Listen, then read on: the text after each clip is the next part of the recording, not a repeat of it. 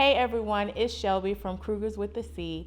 As you guys know, Marcus and I, we are expecting our 5th child. And I just wanted to talk a little bit about our pregnancy journey. Even though I'm in my 3rd trimester, this pregnancy was a surprise. As you guys know, I'm a little bit up there in age, and I thought we were going to be empty nesters, and Marcus and I, we was going to get ready to party and just leave the house and travel and do all what we wanted to do, because we have one that's going to be a senior, one that's going to be in 11th grade, and then we have a 8-year-old. And most of you guys should know that we had a child that passed away as well. January of this year, it was some things going on with work, and I made different transitions, and I don't know how to explain it. It was just complicated. December and January was very complicated. December went by, and that was cool and all. I had my visit. January came by. January 1st, January 15th, January 28th, no visit. I was in some serious denial. But my coworkers, I love them to death. They was like, girl, you pregnant. And they forced me. They ain't forced me. They took me to CVS. I actually took my test in the CVS bathroom with my coworkers, and I was not sure. I know how a pregnancy test operate. I still think I was just in denial because I couldn't read it. So I came out, and all of us is like in the back of CVS by the water fountain, and it was like, you pregnant? And I just started crying. I'm thinking that we were done, but no, God had another plan. So fast forward, I am 28 weeks pregnant. It has been challenging for me. When I, went to the doctor, got my checkup, heard the heartbeat, I was like scared. Prior to this pregnancy, 2013, I was pregnant and we lost that child. I got up one morning for work and my water broke. I called Marcus at work. I got rushed to the hospital. The whole experience was just kind of bad, because the emergency doctor was like, oh no, your water didn't break. So when he gave me the sonogram, he was like, oh yeah, your water did break, because I didn't have any, fluids. He came back and it was like a team of doctors, and they didn't give me much options. They was like, you can abort. And I'm like, no, I'm not doing that. And then that's when they gave us options. They was like, if you can make it to 25 weeks, she will have a better chance of surviving outside of you. So I was like, okay, that's what we're gonna do. They sent me home and they put me on bed rest. They didn't want me to get an infection or anything. So I had to stay home. This happened 2013, Valentine's Day. All this was going on while one of our other daughters, her birthday was February 18th. So I planned a big party for her and everything. So I couldn't do that. Everybody just came together and they threw that party for her, so I had to stay home. But I started feeling bad that day, and I think I just went into labor and I had her. Like I said, the experience was bad. They could not give us any reason on why, what, when, and how. And they also just told us that we're not gonna try to save her life. You're gonna have her and that's it. And that was harsh too. That was something hard to swallow. And we didn't know any better. And we was like, okay. So I had her and she lived for 3 hours, and we got to spend time with her. We got to hold her. We got to just stay in the room with her until she decided to go to heaven. And that's what we did. But that was a hard journey for us. But Marcus and I, we held on to each other. We had people call us, console us. I mean, it was just like so many women that came out and said, oh, I've been through this, and this is what you have to do. This is how you get through it. And in your mind, when something happens to you like that, you think that you're the only one. But it is so many people that go through the same thing that you do. And I feel like you have to be willing and you have to be open to listen to all these women, because you need it. You need it to heal. You need it to get through this, because you do not understand. You will not understand. And I didn't understand. I blamed myself. I thought about what did I do wrong. I even got mad at God. But I think that's just normal. That's just a normal process. But like I said, you have to hold on to those individuals, definitely your spouse. You cannot shut him out because he's going through the same thing too.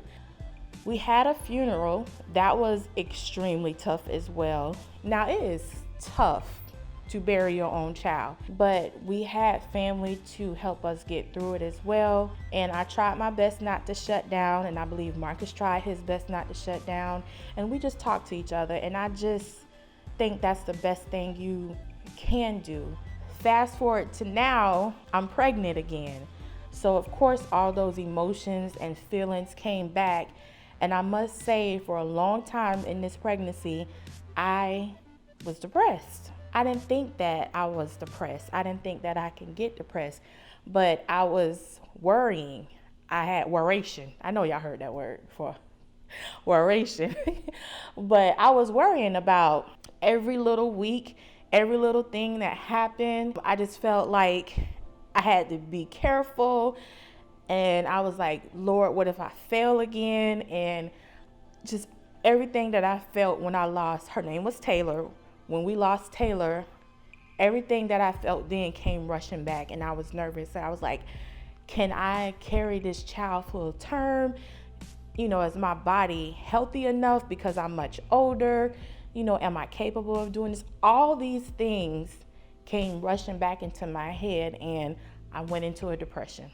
Things did happen. The first couple of weeks, I thought I miscarried because I had I'm gonna say it seemed like I had a cycle. That scared me. And to make it so bad, that happened around the anniversary of Taylor's death. So I was like, okay, I'm done. I just couldn't take it anymore. And I was like, here we go again. You know, like, what is really going on? And I just felt like I was being teased. But I think it was just God telling me that I need to hold on to him. And that's what I did. But we went to the doctor, and her heartbeat was just as strong. And they explained that I could have had like a cyst or something that just ruptured. Everything is fine.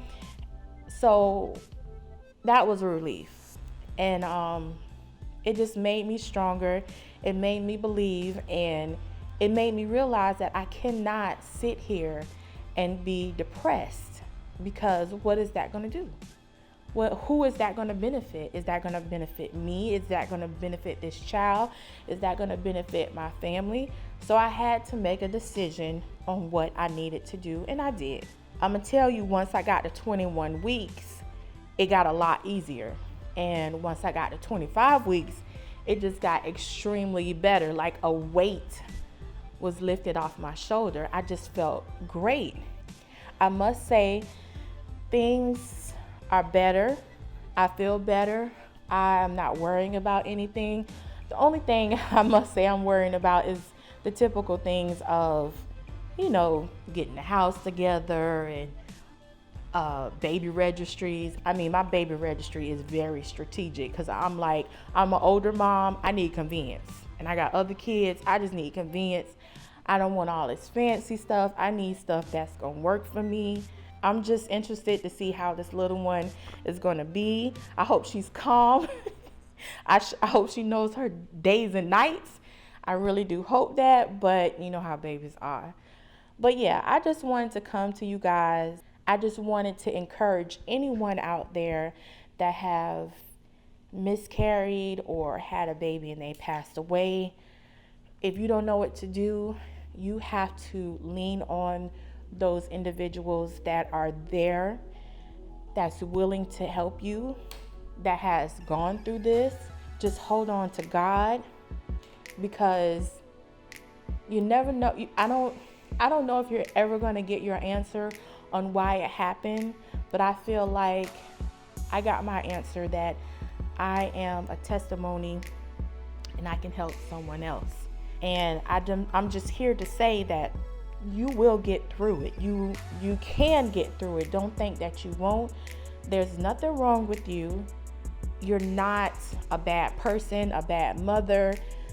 I mean, it's just something that has happened to you, and God chose to have that child come home with him early. So you just have to remember those things, and you have to communicate. Do not hold it in. You have to communicate, you have to talk, you have to express your feelings. On a positive note, you can do it again. You will get through those emotions that you have. You have to choose to get through them. You cannot sit there in the dark. You have to stay out in the light. You have to stay vibrant. You have to communicate. Communicate. Call someone that you know, or ask someone. They're willing to talk about it. I am willing to talk about what has happened to us. Now I am. I'm very strong now. In the past, I wasn't. But there are women out there that's strong and that can talk about it, and you will need that. This journey will get brighter as we go along, but I just wanted to give those words of encouragement and let you guys know that we are expecting another little girl. Out of all things, I'm having another little girl. I was like, Lord, you couldn't just give me a boy this one time, because hopefully this is it. Because I've been saying that in the past, like, I ain't having no more kids. And God was like, you're right. You telling me what you gonna do? So I have one on the way, and it's a little girl. But I just wanted to come and let you guys know about the beginning of our journey. I will come back soon, and we'll talk about some more upbeat stuff. And I just hope you guys learned something from this, and thank you for listening. Once again, my name is Shelby, and I'm from Crugers with a C.